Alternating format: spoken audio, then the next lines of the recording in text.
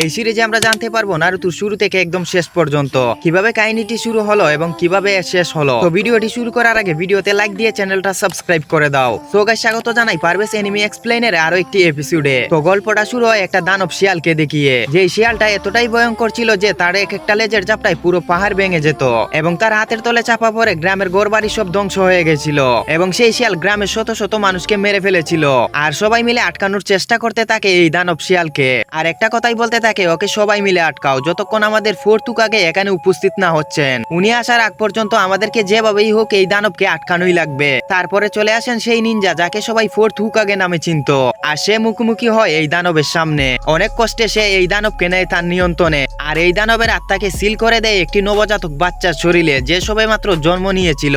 আর তারপরে 12 বছর পরের সিন দেখানো হয়, যেখানে একটা দুষ্টু ছেলেকে কয়েকজন মিলে দাওয়া করছে, আর সেই ছেলেটার নাম হলো নারুতো উজুমাকি। আর তারা পিছন থেকে দাওয়া করতে থাকে আর বলে যে, দাঁড়াও বলছি নারুতো, তুমি কিন্তু ধৈর্যের সীমা ছাড়িয়ে যাচ্ছ, ব্যাপারটা কিন্তু ভালো হবে না। আর নারুতো তাদেরকে বলে, হাল ছেড়ে দাও তোমরা, আমি ধরা না দিলে তোমরা কেউ আমাকে ধরতে পারবে না, আমাকে ধরা তোমাদের কাজ না, যা বললাম মাথায় ঢুকলো নাকি লিখে দেওয়া লাগবে, আমাকে ধরা তোমাদেরকে দিয়ে হবে না। এই বলে হাসতে থাকে। আর এখান থেকে দুইজন চলে যায় বর্তমান হুকাগের কাছে, গিয়ে বলে, লর্ড হুকাগে অঘটন ঘটে গেছে। তখন হুকাগে বলে, তোমরা শুধু এটা বলো না এই অঘটনের কারণ নারুতো। তখন তারা বলে, নারুতোকে সামলানো যাচ্ছে না, ও আবারও আমাদের হুকাগেদের মূর্তিতে রং দিয়ে যা তা অবস্থা করে দিয়েছে। তারপরে আবার আমরা নারুতোকে দেখতে পাই যে এখান থেকে পালিয়ে যাওয়ার অনেক চেষ্টা করতে থাকে এবং অনেক মজা নিতে থাকে। যারা তাকে দাওয়া করতেছিল তাদের চোখে ধুলো দেওয়ার জন্য রাস্তার পাশে একটা চাদর নিয়ে নিজেকে ডেকে দেয়, আর তারা এখান থেকে চলে যায়। তারপর আবারও বের হয়ে আসে নারুতো আর বলে, এ তো আমার বাঁ হাতের খেলা। তখন এখানে চলে আসে ইরোকা সেন্সি, আর নারুতোর এই কথা শুনে বলে, ও তাই বুঝি নারুতো, এইটা তোমার বাঁ হাতের খেলা বুঝি। তখন নারুতো ভয় পেয়ে বলে, আপনি এখানে কি করছেন ইরোকা সেন্সি? আর ইরোকা সেন্সি বলে, তুমি এখানে কি করছো, তোমার না এখন ক্লাসে থাকার কথা? তখন আর কি নারুতো বেচারাকে বেঁধে নিয়ে চলে যায় ক্লাসে। আর ইরোকা সেন্সি বলে, আমি সত্যি খুব হতাশ নারুতো, তুমি পরপর 2বার ফেল করেছো, কালকে অনেক কষ্টে একটা মাত্র চান্স পেয়েছো আর সেটাও তুমি আবার নষ্ট করে ফেলছো। ইরোকা সেন্সি তখন সবাইকে বলে, শুনো, যেহেতু নারুতো এই জুৎসু ট্রান্সফর্মে অংশ নিতে পারেনি, তাই কালকে তোমাদেরকে সবাইকে এটা আবারও করা লাগবে। তখন তো ক্লাসের সবাই নারুতোর উপর রেগে যায়, আর ক্লাসের সবাই বলে, তোমার জন্য একই কাজ বারবার করা লাগে, তুমি আসলেই খুব বিরক্তিকর। তারপরে সিন পরিবর্তন হয় আর আমরা দেখতে পাই ইরোকা সেন্সি নারুতোকে নিয়ে যায় হুকাগের মূর্তির কাছে, যেটা সে রং দিয়ে অবস্থা খারাপ করে রেখে দিয়েছিল এইগুলো পরিষ্কার করতে।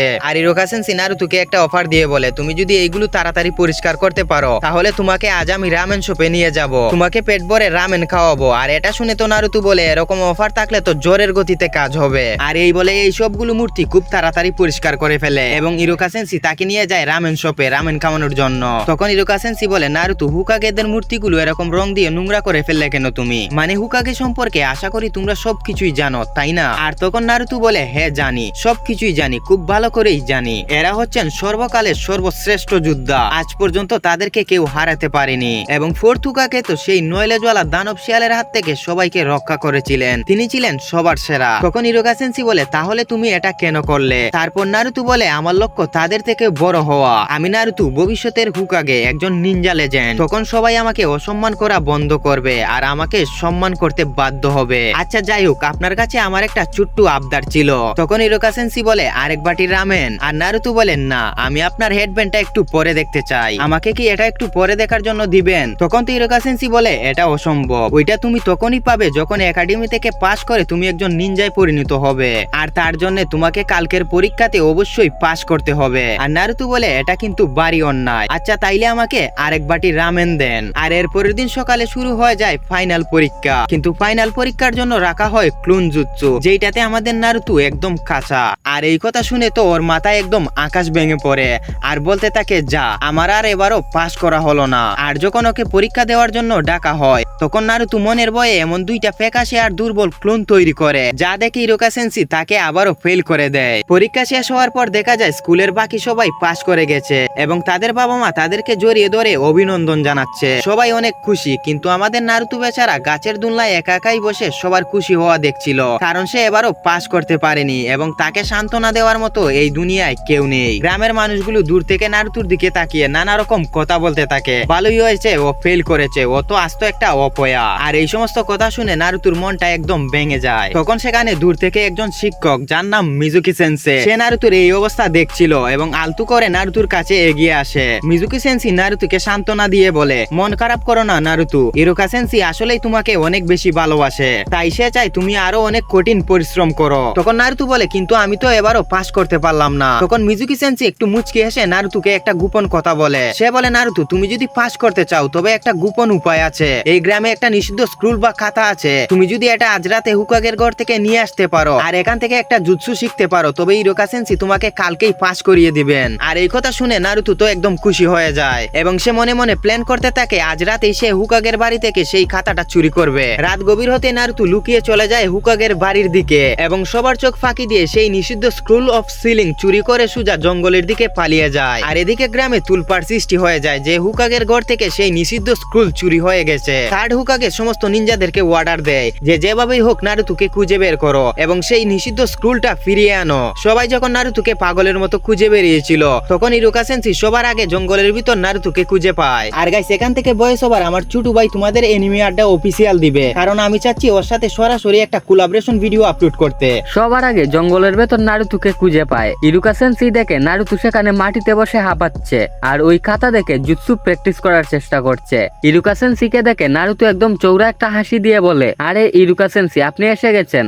দেখেন, আমি কিন্তু এই খাতার প্রথম জুৎসুটা একদম ভালো করে শিখে ফেলেছি, এবার তো আমাকে পাশ করিয়ে দেবেন তাই না? মিজুকি সেন্সি আমাকে বলেছে যে আমি যদি এই খাতার জুৎসু শিখতে পারি তবে আপনি খুশি হয়ে আমাকে পাশ করিয়ে দেবেন। আর নারুতোর মুখে মিজুকি সেন্সির নাম শুনেই ইরুকা সেন্সির মাথায় একদম আকাশ ভেঙে পড়ে। সে বুঝতে পারে যে এখানে বড় কোনো চাল আছে এবং মিজুকি আসলে নারুতোকে ব্যবহার করে নিজের স্বার্থে এই নিষিদ্ধ স্ক্রলটা চুরি করিয়েছে। ঠিক তখনই অন্ধকার জঙ্গল থেকে আচমকা একজাক দাঁড়ালু কুনাই ছুঁড়ে মারা হয় ইরুকা সেন্সির দিকে। অন্ধকার থেকে দেয়ে আসা সেই কুনাইগুলো থেকে ইরুকা সেন্সি নারুতোকে ধাক্কা দিয়ে সরিয়ে দেয় এবং নিজে মারাত্মকভাবে জখম হয়। তখনই গাছের উপর থেকে কুৎসিত হাসি দিয়ে নেমে আসে মিজুকি সেন্সি। মিজুকি নারুতোকে বলে, নারুতো ওই খাতাটা আমার কাছে দিয়ে দাও, ওটা একটা নিষিদ্ধ খাতা আর ইরুকা ওটা নিজের কাছে রাখার জন্য তোমাকে মিথ্যা বলছে। নারুতো তখন পুরো কনফিউজড হয়ে যায় যে সে কার কথা বিশ্বাস করবে। তখন মিজুকি একটা ভয়ঙ্কর সত্য ফাঁস করে দেয়। সে বলে, নারুতো তুমি কি জানো এই গ্রামের সবাই তোমাকে কেন এত ঘৃণা করে? কেন তোমাকে কেউ সহ্য করতে পারে না? কারণ 12 বছর আগে যে 9টি লেজওয়ালা দানব শিয়াল এই গ্রাম ধ্বংস করেছিল, আমাদের চতুর্থ হুকাগে নিজের জীবন দিয়ে সেই দানবের আত্মাকে তোমার শরীরের ভিতর সিল করে দিয়েছিলেন। তুমিই হলে সেই দানব শিয়াল। এই চরম সত্যটা শোনার পর নারুতোর পায়ের তলা থেকে যেন মাটি সরে যায়। সে কান্নায় ভেঙে পড়ে আর তার চোখগুলো রাগে খুবই লাল হয়ে ওঠে। মিজুকি এই সুযোগে নারুতোকে মেরে ফেলার জন্য একটা বিশাল ধারালো শুরিকেন ছুঁড়ে মারে, কিন্তু ঠিক শেষ মুহূর্তে ইরুকা সেন্সি নিজের শরীর দিয়ে নারুতোকে ডেকে দেয় আর সেই শুরিকেনটা ইরুকা সেন্সির পিঠে গিয়ে বিঁধে যায়। ইরুকা সেন্সি রক্তাক্ত অবস্থায় কাঁদতে কাঁদতে নারুতোকে বলে, আই এম সরি নারুতো, তোমার ভেতরের কষ্টটা আমি আগে বুঝতে পারিনি। তোমার শরীরে দানব থাকতে পারে কিন্তু তুমি কোনো দানব নও, তুমি হলে লিভ ভিলেজের একজন অত্যন্ত পরিশ্রমী নিনজা নারুতো উজুমাকি। ইরুকা সেন্সির মুখে নিজের জন্য এই ভালোবাসা আর সম্মান দেখে নারুতোর ভেতরের সমস্ত ভয় এক নিমিষে গায়েব হয়ে যায়। সে বুক ফুলিয়ে মিজুকির সামনে গিয়ে দাঁড়ায় আর বলে, মিজুকি, আমার সেন্সির গায়ে হাত তোলার সাহস তোমার কিভাবে হলো? তোমাকে আমি আজ এমন শিক্ষা দেব